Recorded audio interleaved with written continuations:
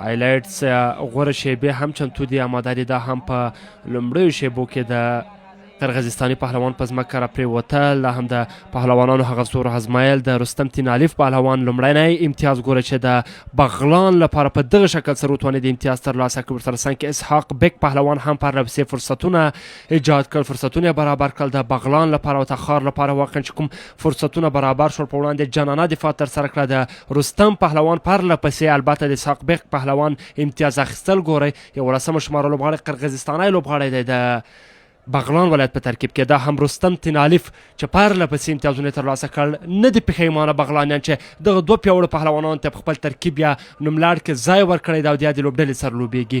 واقعا په دفاع کې هم بهترین دي، جګ بجک کې هم بهترین دي او د امتیاز اخیستلو کې هم کم نه وای او له چا کم نه دي. دقیقاً. و کوشش‌های نهایی برای تصاحب گوساله صورت گرفت، فرصت‌هایی که ایجاد شد و اینجا چهره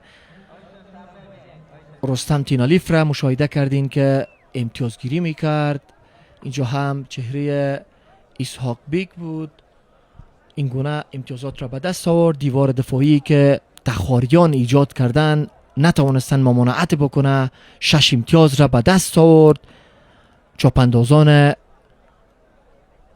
جسور تیم ولایت بغلان و اینجا همچنان جاوید پهلوان بود که گوساله را بر دست داد. این گونه امتیاز را به دست آورده بود. تمرکز بیشتر روی گوساله داشت.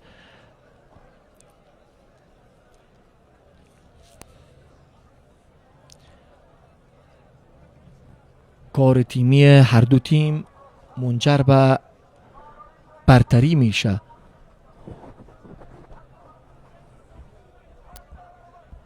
در رقابت امروز هم خواهد دیدیم. رقابت بعدی هم رقابت جذاب خواهد بود. بازی را تماشا کنید. لحظات برتر را که فعلا از بغلان و تخار تماشا دارید.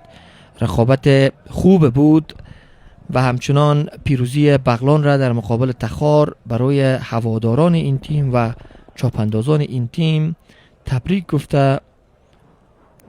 آرزوی موفقیت برای چاپاندازان هر دو تیم دارم. بله، زبردست سیالي مو ننداره کړه د تخار او بغلان لوبډلو ترمنځ. دا هم د تخار لپاره په 9 دقیقه کې وزنی امتیاز غفور پهلوان ترلاسه کړه. د بغلان لپاره اسحاق بیک 19 دقیقه کې، همداشان رستم تینالیف 24 دقیقه کې، دادولا پهلوان 26 دقیقه کې او همداشان صدرالحق پهلوان 34 دقیقه کې او جاوید پهلوان 22 دقیقه کې. په ټوله کې نتیجه 6-1 په وړاندې د بغلان ولایت په ګټه پای ته ورسېدل. وتوانېد چې 6-1 تخار ته ماتې ورکړي.